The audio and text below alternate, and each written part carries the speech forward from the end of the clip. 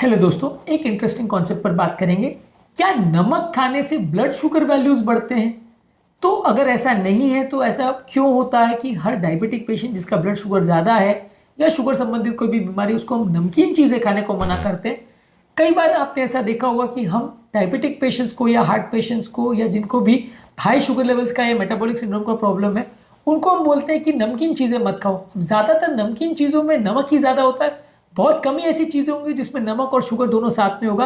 नहीं तो समोसे, कचौरी, पकौड़ी, जो भी आप चीज़ें खाते हो स्नैक्स, उसमें नमक ही ज़्यादा होता है, शुगर यूजली नहीं होता है। पर डायबिटिक पेशेंट्स के लिए ये क्यों मना है, ये आज कॉन्सेप्ट को डिस्कस करने का प्रयास करेंगे। टॉपिक पर जाने से पहले जो लोग हमारे चैनल पर नए हैं उन्हें रिक्वेस्ट करूँगा कि चैनल को सब्सक्राइब करें, वीडियोस को लाइक करें, शेयर करें, फॉलो करें, कमेंट करें, पूरा देखें।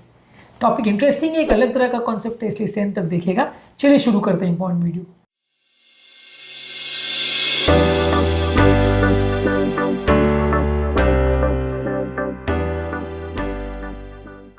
देखिए, डायबिटिक पेशेंट में शुगर डेफिनेटली खाने से शुगर वैल्यूज बढ़ेगा। नमक खाने से आपका शुगर वैल्यूज डायरेक्टली तो नहीं बढ़ता है, लेकिन नमक को ज्यादा मात्रा खाने से आपका ब्लड प्रेशर बढ़ता है।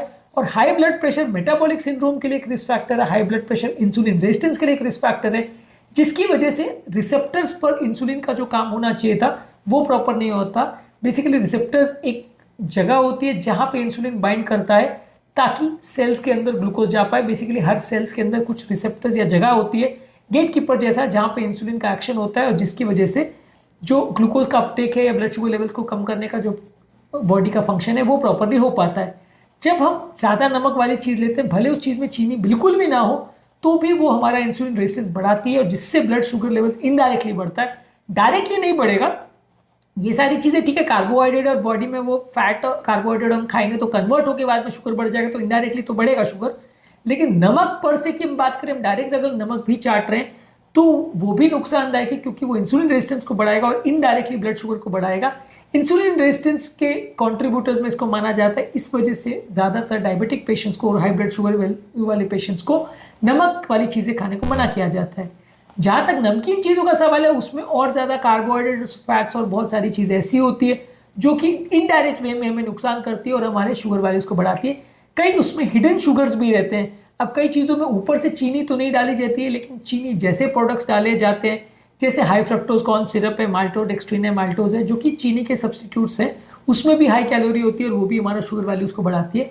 तो कई सॉर्ट ऑफ मीठी चीज़ें जिसमें ऊपर से शुगर तो नहीं डाला गया, लेकिन उसमें दूसरे कार्बोहाइड्रेट और शुगर मीठी करने वाली चीज़ें रहती है, तो वो नुकसान करती है।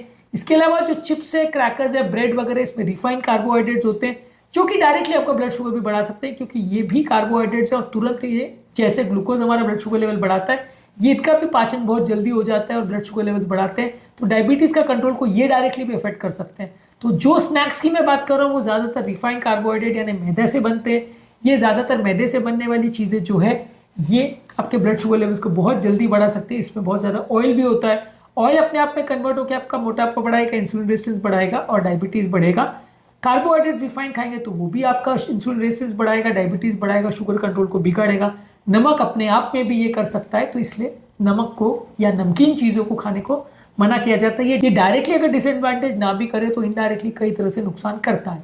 इसके अलावा ज़्यादा मात्रा में नमक खाने से कई बार किडनी फंक्शन कॉम्प्रोमाइज़ होता है, किडनी डैमेज होता है, जो कि डायबिटिक पेशेंट में एक अलग प्रॉब्लम रहती है। इसके अलावा बहुत ज़्यादा मात्रा में अगर आप नमक खाते हो तो शरीर में पानी का रिटेंशन भी होता है।